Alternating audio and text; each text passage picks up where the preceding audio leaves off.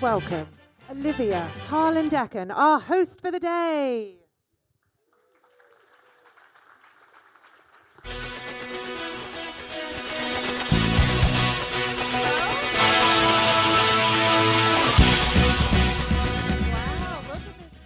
On a Saturday morning. Guys, thank you so much for coming. There's nowhere I'd rather be. I hope you all feel the same way, as London is abuzz with the NFL excitement. We're right in the middle of it right now. Show of hands real quick. I want to warm up the room a bit. Who all went to last week's game? Oh, a good bit. A good bit. You got your money's worth. Came down to the final drive. You get Aaron Rodgers. You get Sam Darnold redemption story. Now, who is going to tomorrow's game? Oh, my goodness. I should have asked who's not going to tomorrow's game. All right, all right. Well, that might change for you, my friend, because we have some ticket giveaways, as well as some pregame sideline passes. There is so much here. I want to introduce myself. I'm Olivia Harlan-Decken. I'm a reporter with Sky Sports. Previous to that, I covered the NFL for 10 years stateside. I'm also the third generation in my family to work for the NFL, so I've got a lot of passion, blood, sweat, and tears, love in this league, and it's an honor to be with all of you today. I'm also an American living in London on year 3, and it's very, very cool to watch this game expand, and very cool to be a part of it and watch British soil be the perfect landing spot for these NFL games. So thank you, all of you, for the contribution to that you've made. All of you have received a 20-pound voucher for the NFL shop, so make sure you use that. You also get exclusive access to the shop before it opens to the public at 11:30. So I see everyone's team represented, so everyone should leave here happy. A lot of Jags fans in here too, so it looks like you're already fitted and kitted. Also, 60 of you, the first 60 who showed up today, you are in for a treat. After this event, you are getting a private tour of the locker room, as well as going pitch side on the field, get to take a photo on the NFL logo. Very, very cool. So thanks to everyone who showed up nice and early. We're in for such a treat today. We're streaming worldwide, and we're going to be taking questions from around the world, but most importantly, from you guys. This event is about you. It is for you. You have exclusive access, very rare, to the commissioner of the NFL. He's going to be coming out here, so we can't wait. My colleague Neil Reynolds with Sky Sports is going to be leading a conversation with him in just a moment about the expansion of the league. How did we get here? This is the 10th game played at Tottenham tomorrow and the 38th game played in London. So how did we get here? Where are we going next? You never know what the commissioner is going to say, so Neil Reynolds will definitely get the scoop. That's going to be a lot of fun. So coming up next, we also have a panel of NFL alum who have all played here in London. They know the deal. They know what's going on. and they'll be able to talk all about that. I also want to thank the Spurs Stadium staff. They've been incredible hosts to the NFL these last 2 weeks. I want to thank everyone with NFL UK for working countless hours year-round to make sure London maintains this level of excellence as the premier international location for NFL regular season games. We all love these games being played here in London, and there's a lot of people who work really hard to make that happen, as well as everyone stateside with the NFL has come over. This is obviously a first-class organization, and they do incredible work. And for all of you who purchased your tickets, the proceeds to today go to NFL Foundation UK, so thank you so much for your charitable donation, and thank you for your support. This is going to be a lot of fun today. We have a panel coming on, and first, let's get Neil Reynolds, who joined Sky Sports in 2017. He is synonymous with the NFL in UK, and he's joining us now with Commissioner Roger Goodell. Neil, Roger.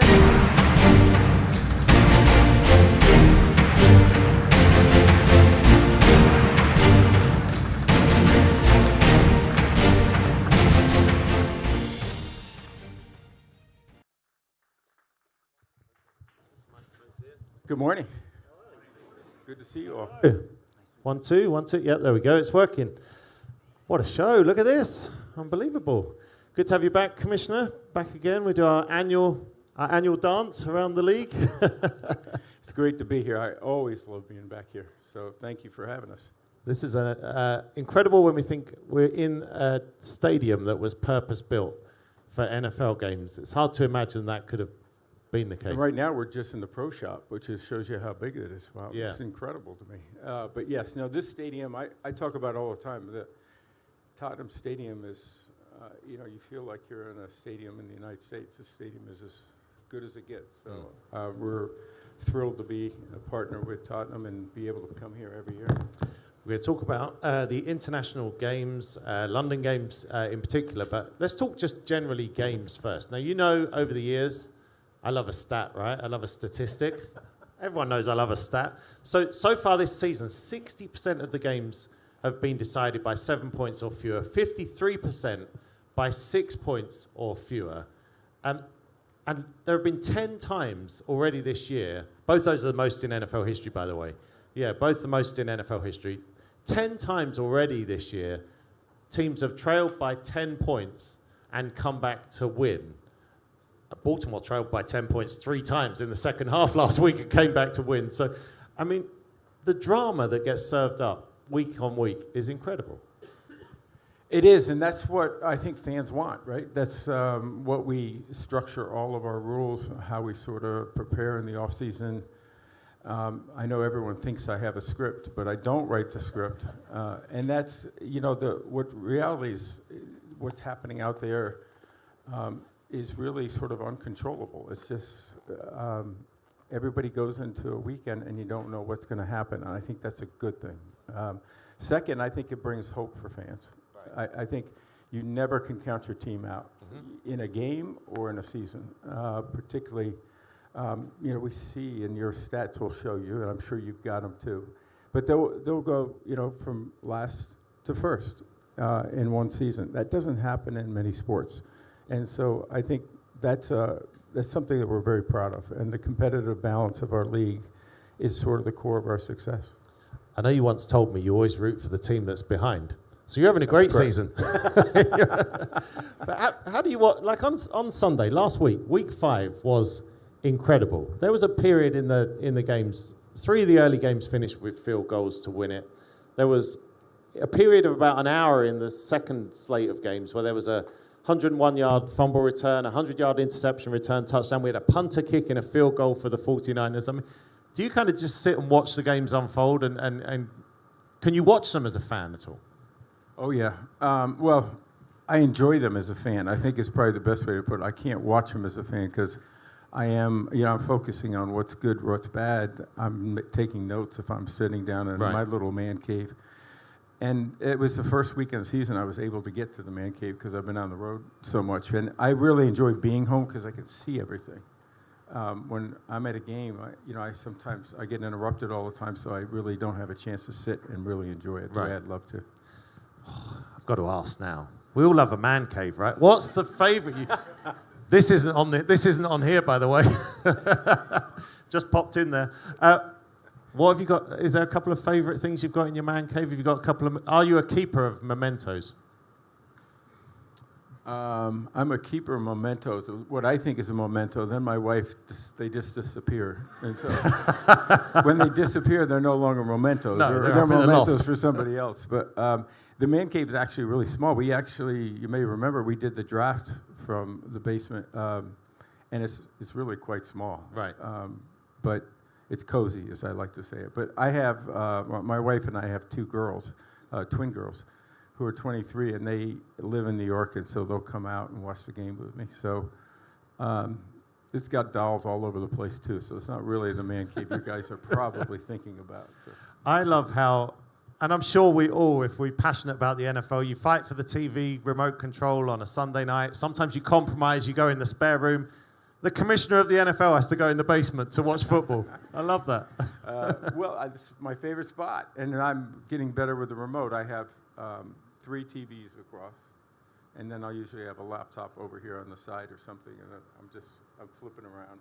Perfect. And I'll see whatever goes. But to your point, in the games last week, it came at such a rapid fire. Right. And particularly that last hour of the early games is one of my favorite. I think the network calls it the witching hour. Yep. But the way things happen so quickly, it's one of my favorite hours. So we're back in London. As Olivia mentioned at the top, 38th regular season game being played tomorrow, the 10th here at Tottenham Hotspur Stadium. 17 years now we've been doing this, but for you, it goes way back, more than that. When was your kind of first exposure to international and maybe to the UK? And did you ever think we could get to here? Well, my first game over here was actually Dallas-Chicago, 1986. We had an American Bowl, for those who probably attended them, I hope. And I spent a lot of time here then with the World League. I also spent a lot of time on that, in the development of that over the years. So I spent an awful lot of time, particularly in the, I'd say, late 80s through the 90s on international. And then when I became commissioner, we were thinking about what the right step is for us internationally. And one of the guys in our office, Mark Weller, who you know, we used to run international, he went down in his basement, came back up, and his idea was we'll play regular season games. Right. And I give him all the credit. I did not, I had just become commissioner, so one of the first things I proposed to the owners, and they accepted it. And I think the key for us in building it has always been, one, the fan reaction. I think you recognize the difference between a regular season game and a preseason game. And I think that's important for us to be able to deliver that for our fans if we want to build fan base. And second, it was really making sure it was a great experience for the teams. Right. If they go back and they say, that was really difficult for us, it upset the season for us, our rhythm. And actually, we got exactly the opposite reaction. That first game was Miami and the Giants, and neither one of them had good records coming into that game. And the Giants felt like that was the period of time where they all came together as a team, and they went on a run and actually won the Super Bowl that year. So that changed a lot of coaches' minds about whether this game could actually be a benefit to you from a team standpoint. Did obviously there must have been so many learnings along the way over those 17 years to make coaches happy, and you've done it all sorts of different ways. You can't make them happy because one's happier. going to lose and one's going to the one that loses is never happy. Never. So Content? No, not even that. No. All right, let me just move on. Let me they'll get over rephrase. it. Yeah, they'll get over it eventually. But what you learned about how to run the events and how to get teams in and out smoothly, either with a bye week, without, we've done it all sorts of different ways. Did that, and I know there was a game in Mexico before, but did what you were able to do year in and year out in the UK then set a template for Germany, for Brazil, and wherever we go next? Absolutely. I mean, the experience we had here with you all, and you guys were part of that, so I thank you for that. But it got us the ability to understand what are the important things to do this the right way for our teams, for our fans, for our partners. And I would say that we don't do a game without something we're trying to learn from that, whether it's not having a bye when you get back to the States. That was a big thing for us. A lot of teams have said, no problem. That was an issue. When we did Brazil this year and we started off, it was probably the longest trip we've had. And what was the impact on the teams? They didn't have as much time zone. It was pretty much the same time zone. So they're all things that you learn in the context of that. Having the Jags stay over here and play 2 weeks in a row last year, I think was the first time that. What was the feeling from that? And they loved it. The coaches were really high on it. So I think all of those things have helped us try to do this better and allow us to get to the point we're going to do more of it. Yeah. How important was it to lay down proper roots here? Because, and not for anyone's fault, but there wasn't a foundation in 1986 when the Bears and the Cowboys played. So probably the NFL came to town, made a big noise, sold a lot of T-shirts and tickets, and then maybe went away again. But now you've got a foundation. You've got the NFL Academy playing here last Tuesday night. How important was it to do more than just what we're going to see on the field tomorrow? I'm smiling because we used to call it like the circus coming into town, right? And then we pack the tent up and go. And we really didn't want that. To your point, we wanted to put roots down, and we wanted to put it here because we felt like this was the market that was so valuable to us. You had been so supportive of the American Bowl Series. You've been supportive of the World League. The London Monarchs were a great success for a long period of time. There was so much there that we believed this was the place to plant the flag, if you want to say it that way. And that gave us the ability, I think, to create the success and the foundation that led to, I think, all of the additional games, all the different markets, which I'm sure we'll talk more about. Yeah. But I think, London, you should all, and every one of you should be incredibly proud because you were part of it and you made it happen in so many ways. So I thank you all. Obviously, there's always talk about other markets, other places. Where would the league be looking next? And what's the criteria for that? Is it just it's got to work, or is there storytelling involved as well?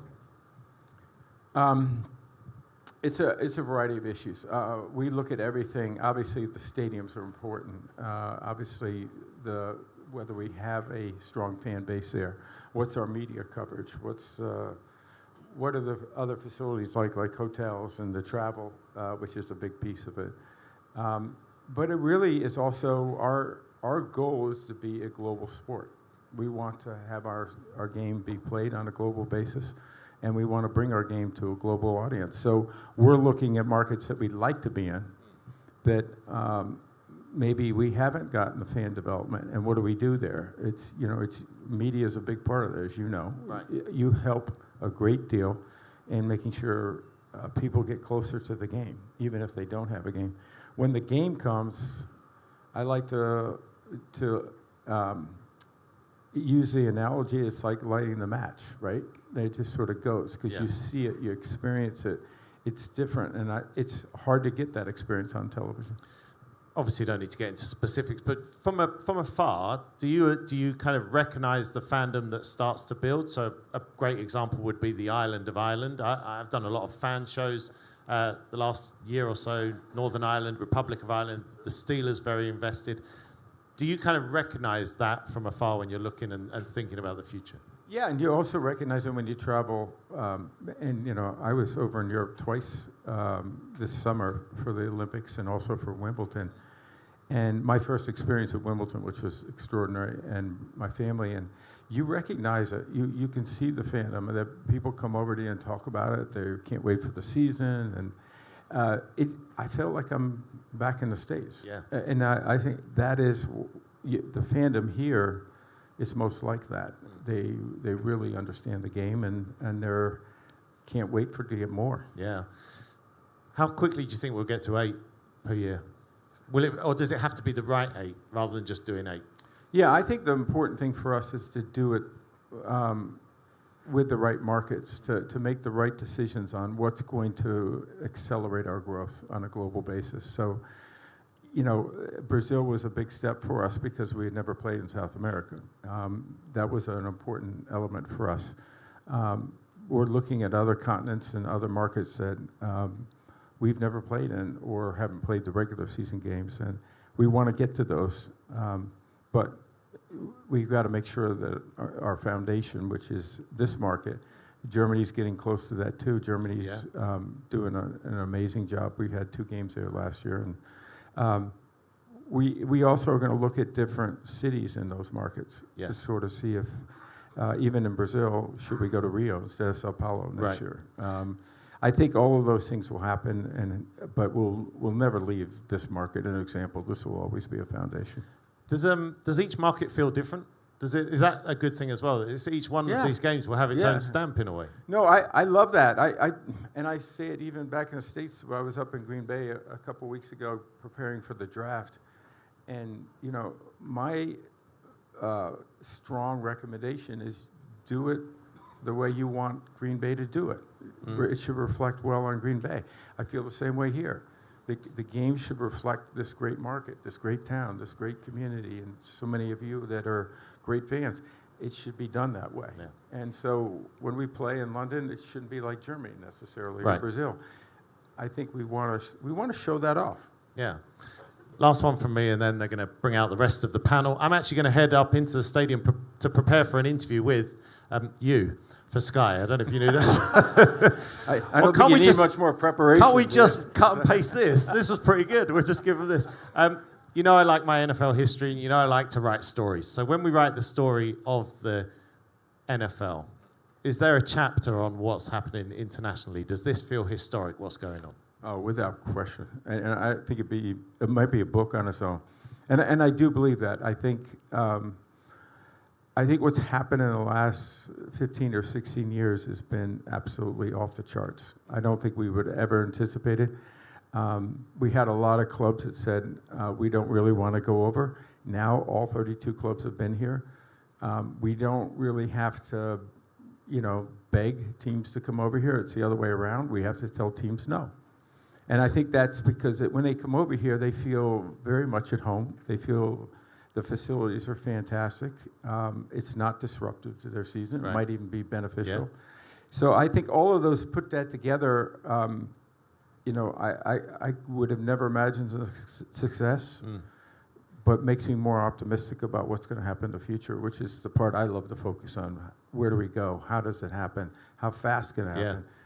And you mentioned how fast 8 games. We want to get there quickly. If we do expand our regular season, to an 18-2 structure, I see us going to 16 of those games being in international markets. Fantastic. That's definitely a book. And if you're not sure who's going to write that, I know somebody who could write that for you. I'm just saying. So, Commissioner, it's always great to see you here in London. I'm going to head off and get ready for our other interview. I think Olivia's going to come back on. Thank you for your time. I'm on my own. Okay. You're on your own. Yeah, you got just got to sing for a minute. Not on your own. Well, we wouldn't do that to you. I am going to move you one chair over, though, if you can move right here. Thank you so much, Neil. You get to work. Make sure you join our Sky Sports coverage because you'll catch more of this interview with the commissioner. Neil will knock that out of the park per usual. Did you guys hear that? He said there'd always be a game in London. You heard that, right? Planting a flag. I mean, it gives you chills when you hear about it. We're going to have a couple extra guys come down here and talk about the growth and their experience as a player here in London. I kept the name secret because I think you're really going to like them. We're pretty impressed. So guys, come on down. First up, we have Maurice Jones-Drew. He played in games in London with the Jags and Raiders. 3-time Pro Bowler, 2-time first team All-Pro, former NFL Roger.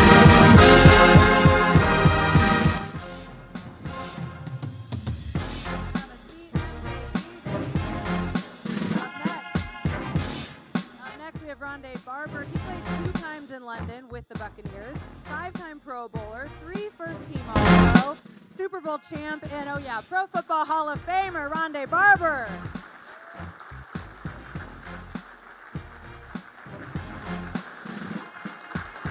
Next up, we have Charles Peanut Tillman. He played at Wembley in 2011 in the Bears win over the Buccaneers. Sorry, Rondé. 2013 Walter Payton Man of the Year, first team All-Pro, 2-time Pro Bowler, and was part of not 1, but 2 Super Bowl teams. Come on down, Peanut.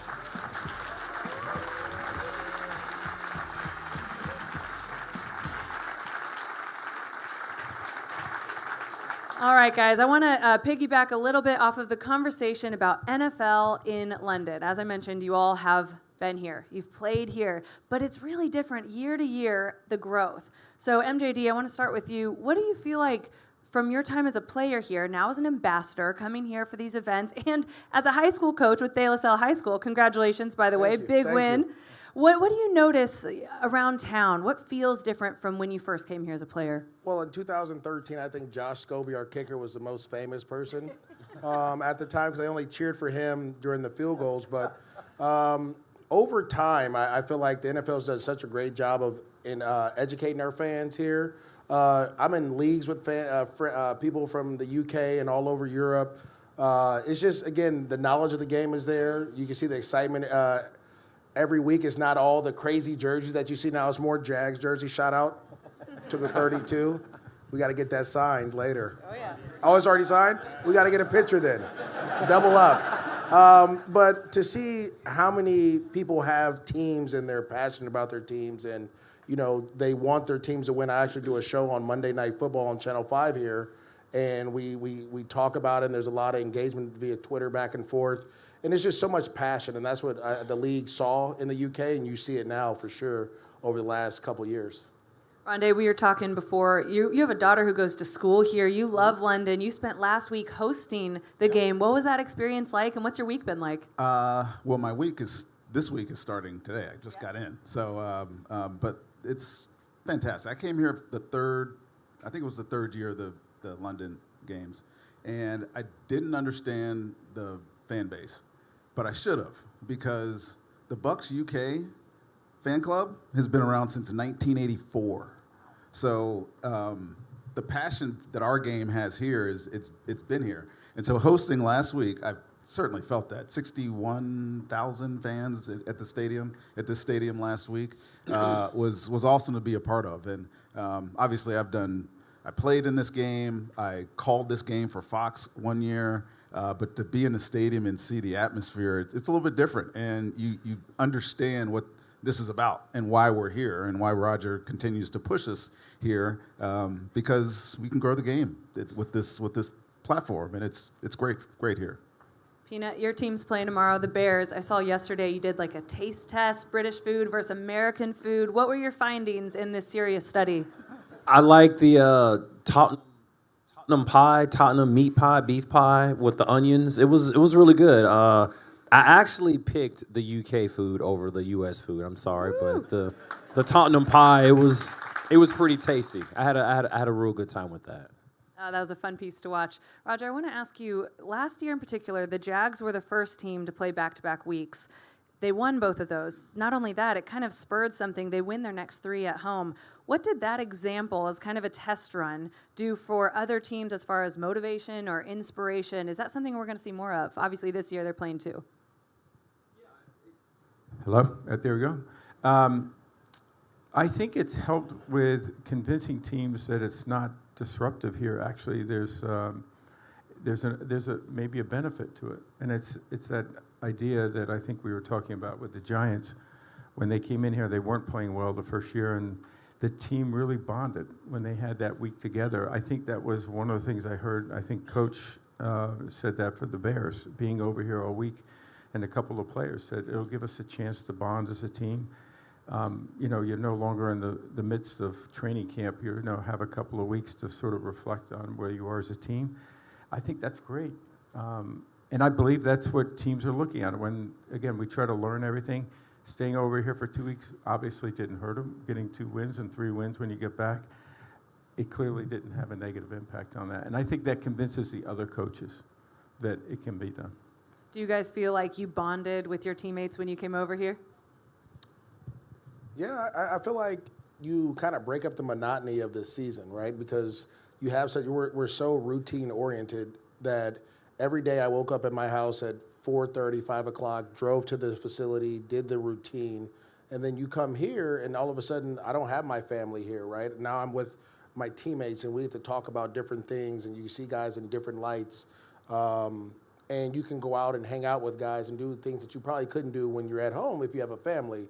And so it really forces you to get to know your team, and that's what football is really about. Like the X's and O's parts, everybody runs the same plays and the same defense, wink, wink.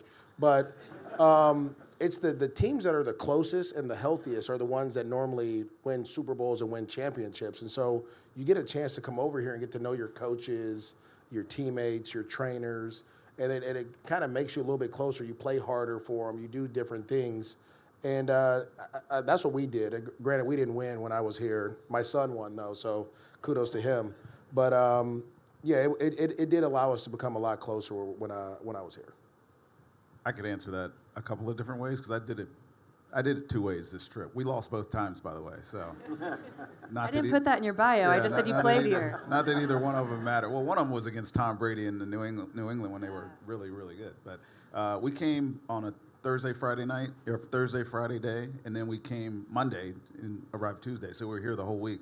I think the biggest challenge when you're doing that is to not make this a tourist trip, like we had guys wanting to go to Stonehenge and like, go see the palace, and obviously what you do on your free time is your free time, but trying to make it as focused on the game as possible it's a bit of a challenge when you're here for more than a week. I know we played y'all came late in the week, and we thought we had y'all outdone because we had been here all week, we were acclimated and whatnot, and we still lost, so but it's to your point, it's an extension of what you've done in training camp. Most people's families don't come. Some did. My wife came and my kids came, but for the most part, yeah, you get another week to bond and to realize that you're working together for a common goal. We did team bondings. Like I'm piggybacking off all these other guys. We did team events. We went to some cricket stadium. We learned cricket. The bonding. You still understand it? No, I don't. I still don't understand it. We did some cricket event as a team. We really bonded on the plane. We were trying to do our cheesy British accents. We got to hear that. Oh, give us a little taste. No, hello, love. Kind of turn that on and off sometimes. But like we did like our cheesy British accents, and we were just talking. It's like, oh, we should do this. But overall, we had a great time. We had a great experience. And to comment earlier, the thing I love most about coming over here and playing these games is it's not about the two teams. The European or the British, they're just football fans in general. I saw so many Barry Sanders, Dan Marino. It was just different jerseys of players in different eras, and that led me to believe, like, man, they are some fans. Like, I mean, there was like faded, barely. You could see the name, the numbers are all stitched, kind of coming off. Like, it was truly fans of the game. Truly fans of the game. Oh yeah, no doubt. You get that feeling just walking into the game around Tottenham. I always love showing up a little bit early and just seeing what's going on, and you see all 32 jerseys. Very cool. All right, let's open it up to you guys. Let's open up some fan questions. So raise your hand. We'll get a microphone to you, and you can ask anyone on the panel a question. Let's start with this gentleman right here in the Jaguars jersey. Down here in front. There we go. Hello. I've never been hard to see before. Apologies about cricket. I don't understand it either. So there you go. It's a question for both MJD and the commissioner. The Jags are going to be, after the 25 season, redeveloping Everbank, and obviously potentially looking for somewhere to play. Is there an opportunity to play more home games in London? Yes, there is. And I think that's being considered. I think that's one of the factors. They're going to be out of their stadium for a full season and have a partial stadium for the others. So I don't see the Jaguars in any way pulling back on their commitment or their enthusiasm for playing here. And I think they are considering that. We've been talking about that. Yeah, I would love that. I mean, I'm not in Jacksonville anymore. I live in San Francisco, but I think that it's a great opportunity to kind of test to see if there's a team that could be here, right? And so the Jags have been here a ton, and they've been super committed. Hopefully, it's something that they really consider and try. Okay, who do we have next? Let's go here to my friend.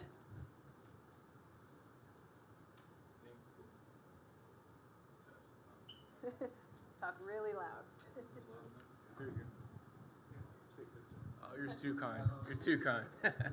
This question's for you, though. So, I'm also American, living in London, and I think a big thing for us is night games. So is there any plan to have a night game in London? I know the day game's nice, but a night game has a different feel to it, different, excitement. And also for the players, I don't know, does it make a difference if it's in the day or at the nighttime? But I'm team night game, so can we get one of those? Actually, there was just a discussion about that the other night. I do think it's possible. I think the team would have to obviously commit to staying an extra night, but it's something that has been discussed. I think it'd be a lot of fun. So I don't know how the fans feel here. Would you like to see a night game? And what do you call a night game? Just seriously, 6 o'clock, 7 o'clock, 8 o'clock? After 6, I think. 7 sounds good. 7 o'clock? 7 o'clock? Yeah. 7 it is next year. See you there. Yeah. Thank you. Okay. This is the question from the internet, the World Wide Web. This is coming from Wales, though, so not too far. With the growth of the international series, would this mean a longer season so teams can travel further to play internationally? And is there a limit on how far the international series can grow? If so, how would that look? There's a lot in there, yes. So we are seriously considering the idea of, would you go to instead of our 17 regular season games and 8 preseason, would you go to an 18 regular season and 2 preseason games? A lot of that depends on, can we continue to make the game safer? Can we continue to modify the way we conduct the off season as well as the training camp and as well as the season, so that these guys feel comfortable being able to play for that period of time? If you did that, you'd be starting your season somewhere around Labor Day weekend or the weekend after and going all the way to President's Weekend under the circumstances. So you might have a double bye in there. Another thing we would talk about with the players, should we have a double bye? That would give another week for recovery, if you want to look at it, particularly for travel. But we also would have another regular season game for all our fans back in the States, which is where we would take the inventory and say, okay, in return for that, everyone's going to play at least one international game throughout the season. And our challenge is going to be finding the right 16 markets. Obviously, we know a couple of them. One's right here, but I believe that we can do that. I think already from the success we've had here, Germany, Brazil, and we're going to Spain next year, as all of you probably know. We're looking at other markets in the other direction towards Asia, and I think from our standpoint, we are not seeing a lack of interest. Actually, there's probably more interest than we can handle. Absolutely. Can't wait to see where we're going next. Okay, as we shift to topic number 2, we are going to be talking about this season, the game tomorrow. Let's break it down. Neil was rattling off all these stats. Sometimes I just tune him out. I can't even listen. Right now, he's writing his book. We all do. With her. I think you just christened his book that he's going to start on the international series. But he did mention 47 games have been decided by a score or fewer, the most through 5 weeks. So it's been a close season. Last week, in particular, was higher scoring, huge touchdown bombs. Like everything about last weekend was so exciting. I'm sure we'll get a good product tomorrow. Peanut, I want to start with you. Let's reverse it. Your Bears have won all 3 games at home. Caleb Williams, undefeated in Chicago now. They've won 2 straight. Can that carry over to London tomorrow? What do you think? I think so. Last week, Caleb and the offense, they showed a lot of consistency. That's kind of one of the things he's been lacking is throwing. He's been having good throws here and there, but last week he was on the money. I think he's got a great receiving core in Keenan Allen, DJ Moore, and the rookie Roma Dunze. So he's been playing really well. So I'm looking for him to be consistent tomorrow. I'm looking to see, can he do what he did last week versus Carolina? Can he do that same thing again tomorrow against Jacksonville? And I think he can. I'm sorry. Speaking of Jacksonville, got their first win of the season. Doug Peterson even said, we can all breathe now. That's right. And they come into 2 weeks in London. What are you expecting out of your Jags tomorrow? I think we all can attest the hardest victory in the NFL is the first one. Right, getting your first victory is the toughest one, especially for a team that had so much hype and promise coming out of the offseason. They put a lot of pressure on themselves. You can see the way they played, right? It was like, I didn't make this throw, and it was bad body language. It wasn't a good vibe. And I felt like last week they found a way to win, and you got that first one out. And you're right, you could relax and breathe. I think now they're starting to figure out how to utilize some of the new weapons. Brian Thomas Jr. is awesome, right? We got to get him the ball as much as we can. Tank Bigsby shows up big offensively. And then to have Trevon Walker get 3 sacks, right? He shows up in the time. So they have the players there. It's just getting that the consistent play from the younger guys, which is, it's always tough to do. It takes you a couple years to kind of figure out your role and what you can do, and then you just try to hold on from there. So hopefully, we stop Caleb Williams from being so consistent in those throws by the pressure we put on him, and then the offense, we can score points and have a good day. That's it. That's the breakdown. That's what tomorrow comes down to. Rondé, let's talk about your specific position as a defensive back. You get to, watch these guys. I know you watch a lot of tape. And last week, you got to see one of the best in the league right now, Sauce Gardner, up close and personal. What do you think of Sauce, and who are some of your favorite DBs this season? Sauce is not at all built like I was built. I'm 5'9" and a half. He's 6'2". He's his size. He's peanut size. Long, different makeup than I was as a player, which is where it's gone. I remember I was telling these guys earlier, I remember when Jalen Ramsey first came into the league, and he is the biggest corner I'd ever seen, right? He's big, long arms. And then 15 years later now, they all look like that. So that's like when you see Sauce and you see where how the game has evolved at my position, I wonder if I could have played in the NFL with my size. But he's a talented guy. I want him to take the ball away more. He's a great cover guy, but I'm a big production guy. I believe in production at the position. And there's some great ones in the league. I mean, the guy in Denver, Surtain, I played against his dad. He's probably the best in the league, if you ask me. Peanut probably has some guys he could probably mention. Same, as well. I like him too. Footwork. Yeah, I was a good player because I was a technician. I overcame limitations in size because of how I prepared myself to play. He's the only guy that looks like that does the same thing. So, but yeah, Sauce is good player. Good player. The more important player in last week's game was the safety. I'm blank about his name. Minnesota. Harrison. Harrison got his 20th sack. Oh, he's trying to catch you. So he's in the 30 interception, 20 sack club. That's a very exclusive club. So Harrison Smith, congratulations. Just tell him that. Okay, let's open it up to you guys. I'll go higher up this time. Oh, all right. There's a familiar face up there with NFL Ireland, but we'll give you the mic again. I know you like to hold a microphone, Mick. Thanks very much, Olivia. This question's for the Commissioner. Over 9.5% of people in the US identify with an Irish-American background. We had over 800 fans at a watch party in Croke Park 3 weeks ago.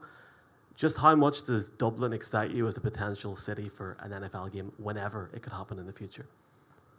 Well, I'm in that 9.5% too, so I have a lot of respect and admiration, and I know the Steelers really want to go there too, so I have no doubt that we're going to be playing in Ireland. I don't know if it'll be next year, but it's coming soon.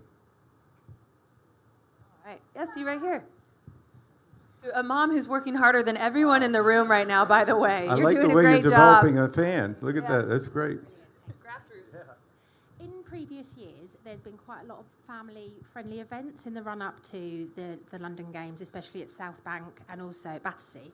This year, there doesn't seem to have been as many family-focused events, and I just wondered if in future years they might come back.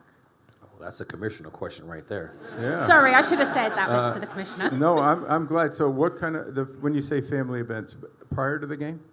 Prior, yeah. In the previous years, the day before, there was the event at South Bank where the trophies were there, the rings were there, Yes. but it was a whole area that was taken Yes, over, so you okay. could have everybody Like what we- in the yes. family there.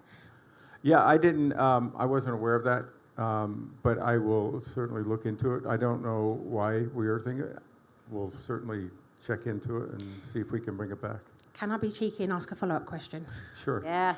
The other thing that I found is that we tend to get the events quite close to the actual games. We don't tend to get a huge amount of notice, which means people can't always plan to come to those events, especially if they don't live in London. And we see a lot of things on the NFL UK social media asking in the run-up, when are the tickets going to be released, what events they're going to be.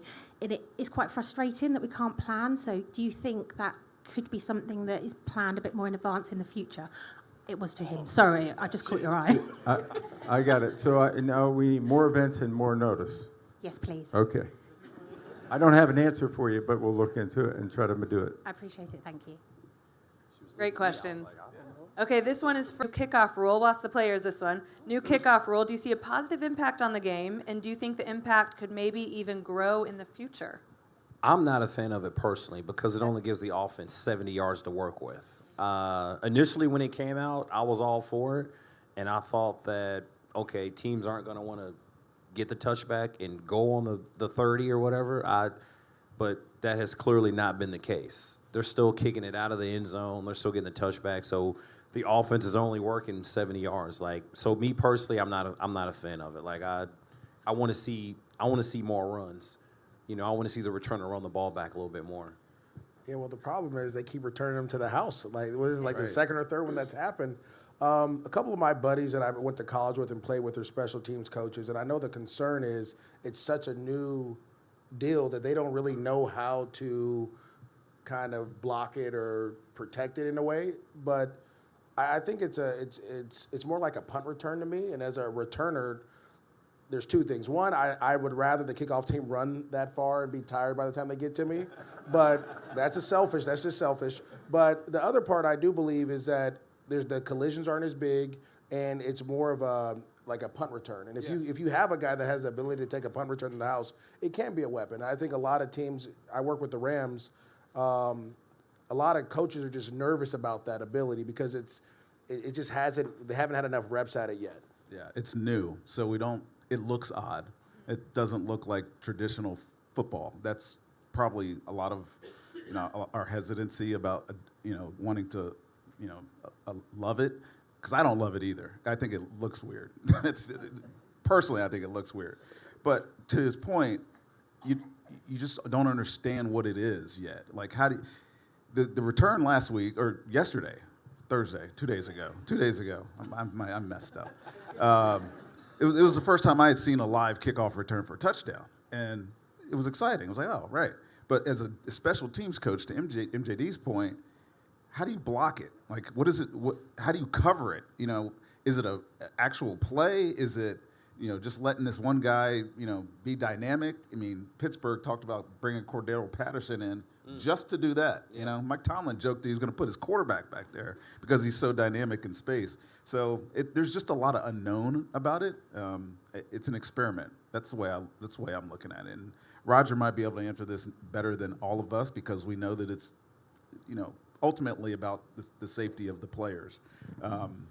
Yeah, I think that's the one. The reason for doing it, so last year we had 20% of our kickoffs returned. So the play was sort of became, I don't want to say irrelevant, but very little relevance. In the Super Bowl, we had one of our best games, 13 kickoffs, 0 returns. So what we want to do is bring the kickoff back. I think we'd all agree with that. It's an exciting play and a fun play, and we want to bring it back. Second part of it is it has about a 4 times higher injury rate.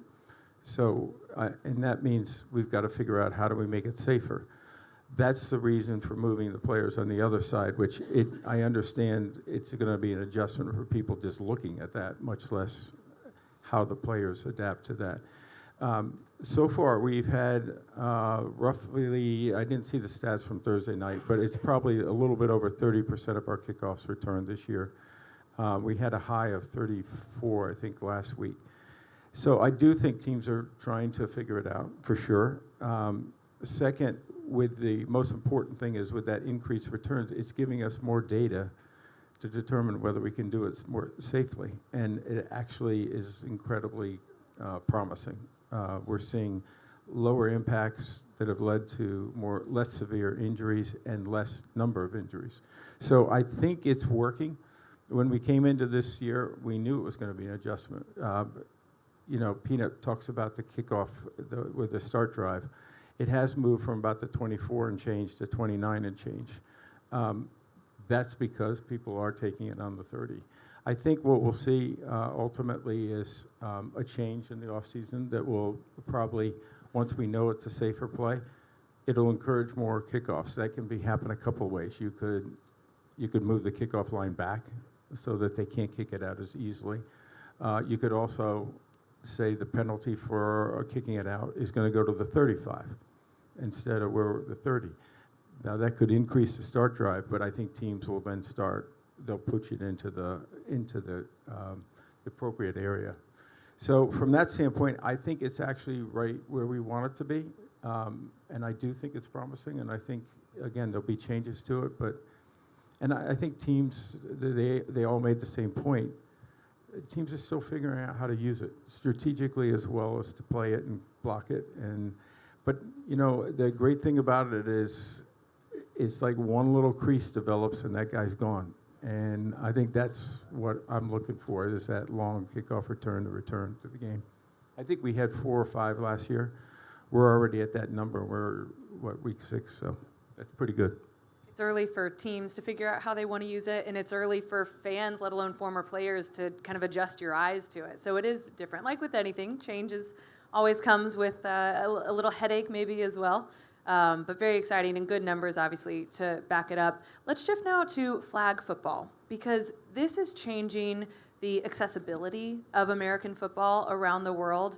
Rondé, I think you were at the championship, the flag championship, weren't you? I was. I was in Canton, Ohio for the NFL flag championships, and obviously enormous amount of kids there. And, I'm personally involved because our one of our owners, Darcy Glazer Kasowitz, hosts 109 teams. They're hosting the FHSAA championships this year at the Bucks training facility. So flag football, it's been enormous in Tampa for a long, long time. But being at those championships in Canton this past summer, it really felt the growth of it. And it was broadcast on ESPN. I spent a lot of time watching. I'm a girl dad. I spent a lot of time watching the girls play. It's a fabulous sport for them fabulous way for them to get involved in the sport, and it's an access point. Flag football has proved to be an access point for a lot of people who probably can't play contact football or don't want to play contact football. All of our kids. If we had kids, younger kids, my kids are older, younger kids, I'd put them in flag football right now, just to learn the game and learn the fundamentals about the things that make good players, that make people miss, all that other stuff. It's a great avenue. It's going to get bigger, and we all know that. I've got 2 girls that play flag football, one in high school and one in junior high, and it has been, like you said, I'm a girl dad, and it's been one of the best things I've ever seen. To see where these girls started week 1 and week 9, where they are in their season, like it is. I mean, girls are going up, throwing the ball, they're mossing other girls. Like it's pretty freaking cool to watch these girls play. They are competitive. They got the eye black. They got the gloves. They got their own little swag. They're jumping up, giving chest bumps. Like it is so freaking cool to watch these young ladies play. And I'm a fan, and I'm all for it. Not to mention probably something to bond over with your girls, that you both can play this game. Absolutely. And then trying to give them advice on, like my youngest is 11, and she was like, oh, I got to take a better angle. Like she's like a linebacker safety, and she just sits in the middle, lets the play develop, and she just runs the alley, And I'm like, this is amazing. Yeah. I love this. And she plays defense too. You got one shot to find the angle. Yeah, I love it. I am all for it. I don't know if y'all kids are playing flag over here, but it's like he said, man. It's a way to learn the game. It's really cool. I'm loving every bit of flag football. And real quick, MJD, you're a youth football coach. We mentioned at the high school level at De La Salle. How do you think this impacts maybe players before they even get to the high school level? Oh, I think it's been amazing. My kids played flag to start. It's always a good, like you said, a good starting point to kind of figure out how to catch the ball, how to move. I believe it's a bridge to tackle football. With OC Umayura, we did the flag in Africa, which was awesome. The Yellow Trumpets, we got second. We tried to win that thing, but OC started a flag league in Nigeria, which, again, is just expanding our game. I was at the World Championships where the USA won, but there was teams from Italy, Mexico, everywhere, pretty much, Austria. And it was tremendous to see the passion, the competitiveness, all the things, both men and women. Mexico won the women's side, and I know we've worked with their star player in a couple of commercials. She's like Patrick Mahomes. Yeah, Deanna, she's like Patrick Mahomes times 1,000. I saw her sidearm, no look throw, and again, I think it's a way to compete, especially for young ladies who get an opportunity to go out in high school in the Bay Area, in California in general. It's a high school sport now.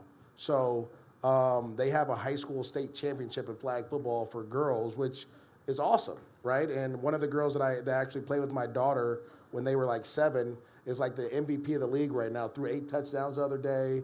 And when I see her, when I coached her, it was like, hey, how are you now? Like she looks at me like, I can do what you can do, right? It's not a coach, it's more we're peers now. But again, it's the confidence that it builds, all the little things that football brings to you, like fighting adversity, all those things they learn in a flag setting, which is awesome. And again, it's a different game. It's super dynamic. It's high flying, and it's a lot of fun. And I think a lot of girls, and I'm a girl dad as well, I wish my daughter would do it instead of that expensive cheer thing that we do. But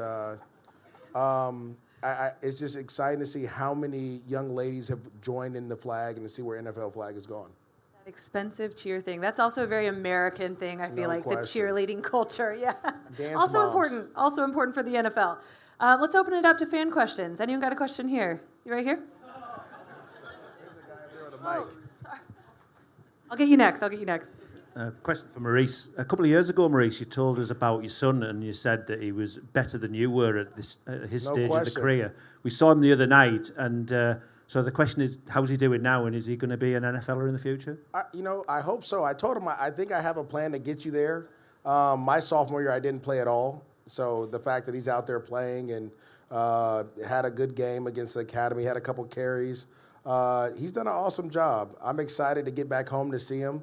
I miss him a lot, but yeah, he's way better than me. It's not even close, and my mother tells me that all the time. So it's one of those things where the joke now is, you've been to London twice and you lost. He's been to London once and he's won. So I just keep taking the lumps as they come. And will he follow his dad and go to UCLA, do you think? I don't know. I don't know if he wants to go to UCLA. I don't know. I'm trying to figure. I'm gonna let him make that decision. If it was up to me, probably UCLA for sure. But I'm gonna let him make that decision. I told him if he goes to SC though, I'm not paying for it. So that's the one thing. You got to find your way there if you do that one. Your poor son's going to wake up to like Twitter notifications. Dad said I'm not going UCLA. No, I don't know what he's doing. All right, my Saints friend there. Sorry I missed you. Go ahead. The question's for the Commissioner. You talked about the sport becoming a truly global brand. Would you ever consider moving the Super Bowl or the Pro Bowl internationally? And I suppose the follow-up is, do you think there could be a reaction to that back home if you did move one of those events? Probably. But there's usually a reaction to everything. And I think this was an issue when we first started playing regular season games. Fans really didn't like that, right? They're losing one game. I think that's why we've tried to combine it with the expansion of the season, so they're really not losing a game ultimately. But when you share the game, we only have a limited number of games, a limited number of inventory is only one Super Bowl. I think there's always a reaction to that. And we've always traditionally tried to play the Super Bowl in an NFL city. That was always a sort of a reward for the cities that have NFL franchises. But things change. It wouldn't surprise me at all if that happens one day. We'll give you the Super Bowl if you give us the FA Cup final. Oh. We're getting the World Cup in 2 years, so. Okay, here's our question from the internet. This is from Frankfurt. My 13-year-old daughter plays football in Germany. Do you think that girls and women's football can become even bigger in the USA, perhaps even a league? Surely. And do you think there could be special NFL camps internationally at some point to support kids? I'll be happy to take it. Listen, these guys talked eloquently about flag football and the future of that. I think it's another way for us to share our game, and particularly for young girls. I'm a girl dad too, so we have 4 girl dads here, but I just can't think of a better way to develop fans is letting them play the game and participating and understanding the game. competing, getting all the values that MJ was talking about. It's just amazing to me. So I see there's, I think now we're up to 15 states that have actually made it a high school sport and certified that. We'll get to 50 at some point very soon. A lot of that's just the process. The NCAA is wrapping their arms around it, and it's going to be played in colleges around the country. And I do believe there's going to be an international league very soon, too, for flag, both men and women. So I'm excited about it. And then we didn't even talk about, in that case, the international growth, which we're seeing so many incredible young athletes. Diano is just one of them. We have so many of them over here. They're incredible young players, and they bring so much to the game. So we have the Olympics coming up in 28, and that's probably the pinnacle of all international sport, and we're going to see flag football participated and played there. And then we expect to do the same in Australia 4 years later. So from our standpoint, we're going to put a lot of weight behind this, and we already have, but I think you're going to see this as one of the fastest growing sports in the world. And will players like Patrick Mahomes be Olympic gold medalists in flag football? There are a lot of players that really want to do this because the opportunity to play in the Olympics is, I think, a dream of probably most athletes, right? So these guys can know better, but I know we have a number of NFL athletes who want to do it and play for their country. Some that, obviously would be able to play for their home country, which may not be the United States. I think that would be fun. Guys, would you have played? Absolutely. Like I think there was one of the flag football players. He's a quarterback, and there was a big fuss. He wasn't happy. He wasn't happy that people were saying Patrick Mahomes could do it. My opinion is when you play the Olympics, right? You take the best players out of your country. You're not just taking the next guy up or the runner-up. Like you're taking the best. And if NFL players are allowed to play in the Olympics, I support it 1,000% because when we have the dream team and all that, like we take the best because you want the best to win gold because it's your country versus the world. So why wouldn't I take a Patrick Mahomes if he's the best quarterback out there? Now I know flag is different than 11 on 11. Totally get it. But if I can take my best players out of the league, I'm taking my best players out of the league and I'm putting 7 on 7 and try and dominate because I want a gold medal. Well, and to use your basketball analogy there too, imagine if you have some of the international players in the NFL playing against their teammates on Team USA like we see all the time in basketball. Yeah. That'd be pretty cool. It's literally the same thing. It's literally this, or literally, it's literally there it is. The same thing. You got to do that tomorrow when you're on air. You got to try it. Okay, we have time for a couple more fan questions. So throw your hands up. I'm going to get to you. I got to go to my Packer fan up there. The man standing up. I see 2 back-to-back Packer fans. Why? That's my team. We don't like the green team. Yes, we do like the green team. Hello, thank you for taking my question. Just to the GB guys, can you share your thoughts on McKinney and who is your favorite defensive player of the season so far? Thank you. What was the first part of that question? If you can share your thoughts on McKinney, Xavier McKinney. Oh, Xavier McKinney, the safety. Yes, please. Yeah, for Green Bay. Thank you. Yeah. He's playing really well. But it helps when you're leading the league in interceptions to be popular. He's been a great addition. Your defensive coordinator, Jeff Hafley, was my coach my last year in the NFL. So go Packs. Can't say that out loud because I know Chicago guys here. But he is my guy.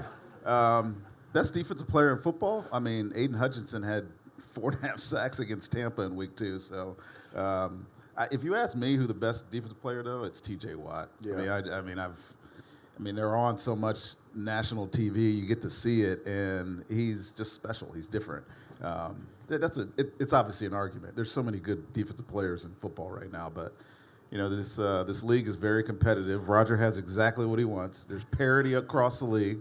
There's 10 teams in the NFC that have a 500 record or better. The entire NFC North got a winning record. 16 of the 32 teams are above 500. I mean, the NFL is the greatest sport in the world. I'm sorry, it just is. So to answer your question, Don't apologize TJ for Watt, that, but Rondé. hey, you know, there's a lot of soccer fans in here, I'm sure. So me included. But to answer your question, I think it's TJ Watt. But these guys might have a different opinion. I like Fred Warner. He's stolen your punch, man. I know. That's why I like him. That's why I like him. You know, he's taking the peanut punch, and you know, hopefully he takes it to another level. But I really like what he's doing, you know, with that. And he's fast and he's fun to watch because to me he reminds me of an old school linebacker. Like he doesn't mind the contact, he loves the hit, and he runs sideline to sideline. And when he's going downhill, he is like he's a fierce to reckon with. Like I like his style of football. He's a very physical, violent, aggressive player. And to me, when you play defense and linebacker, like that's what it's about. Yeah, I would say 5 picks in 5 games is great, right? He's up there for Defense Player of the Year. It's always about taking the ball away, but I have to go with T.J. Watt. I just don't think he gets enough credit for what he does in Pittsburgh. Like, let's be honest, they're still trying to figure out their quarterback situation. It might have been like the last 4 years, and yet they find a way to go to the playoffs every year. He is, double-digit sacks, like 18, 17, 20 every year, and I just don't know how teams haven't decided, like, let's put 3 guys on him. Let's just not let him wreck the game and let's see what happens. But for whatever reason, he finds a way to get to the quarterback and get the ball out every week. So, yeah, to me, I mean, there's so many guys. Myles Garrett's another one. You know, he did the basketball move over the center. Micah Parsons. There's so many guys in the league. I'm happy I'm out of it because I don't have to worry about going against those I guys. thought you were going to stand up for some of the offensive guys, too. Selfish. All right, one more. Who wins the last question of the night? Oh, okay, all right. Was that Ravens or are you NFL Academy? Here we go. We got a good question coming up here. Thank you. I got a question for the commissioner. You spoke briefly about flag football, and I wanted to ask you about the growth of the sport and what are the plans you have for the Olympics coming up? Because I play flag and also coach GB flag also. So, and the second part question is for the players, because you also spoke about if you had the opportunity to play flag and you'd be really good at it. I disagree, but... Ooh, that sounds like a challenge. But I got my pads in the room. But I just want to know why I just want to know why players feel a certain way about flags and flag comparison to contact, because you also spoke earlier about basketball. I think basketball is different because you're still playing the same sport. So flag and contact is completely different. Players move differently and there's more techniques that goes into it as well, just like the way I wouldn't play contact. Well, it's at the end of the day, it's 7-on-7. Yeah. Right? And we grew up playing 7-on-7. That's all we've... Every day in practice. That's every day in practice. Even as professionals, we have a 7-on-7 period where we're not tackling, we're not making contact, we're tagging off. Basically, it's two-hand touch. Would you agree? Yeah. So we have been doing it. We just haven't had the flags. We've just been more two-hand touch. You do practice or you do 7-on-7 every day. Training camp, mini camp, during the season, week 1. Guys are doing 7-on-7 practicing right now. You know, so I disagree. We would be phenomenal. We'd be pretty amazing at it. We'd still be the professionals. Like we'd just be amazing at it. I would say I started in flag, so it's not that different for me. I played flag as a kid growing up before I went into tackling. I think you're exactly right. 7-on-7 in the NFL is very similar. I think the one thing is we'd have to, figure out how to pull the flags. But again, it's our job to be athletic and to be able to mold, as we were talking about the kickoff return and just figuring things out, and you've seen kind of how it goes. I personally feel like I'd go out there and kill it right now, to be honest with you. But agreed. But I know I'm turning the big 4-0 soon, so I'm gonna let these hamstrings and this Achilles stay intact. You know what I'm saying? But I love the competitive spirit, man. Like that's what it's about, and I think that's what our game brings to the world. And you talked about the growth of the world. It allows other people to compete and show their true passion, and that's why you saw. Peanut's ready to come out there and go tackle you on the field right now. My cleats are in the room. Yeah, you see what I'm saying? Like, So that's what this game is about, and I love how many people have kind of embraced that. And so, yeah. Let's clarify. I'm about to be 50. I can't play anymore. You can roam and cover two no, and just steal? I can't do it No? That was a great question, though. Young man, do you have tickets to the game tomorrow? Well, listen, the Jags, That doesn't there's matter. billions of Jags fans around the world. You might as well just come and be one of us. Well, are you free tomorrow? Would you like to go to the game? Okay, we have 2 tickets for you and 2 pregame field passes. So come over and come say hello to me. Wow. I'll be on the field pregame. That was a great question.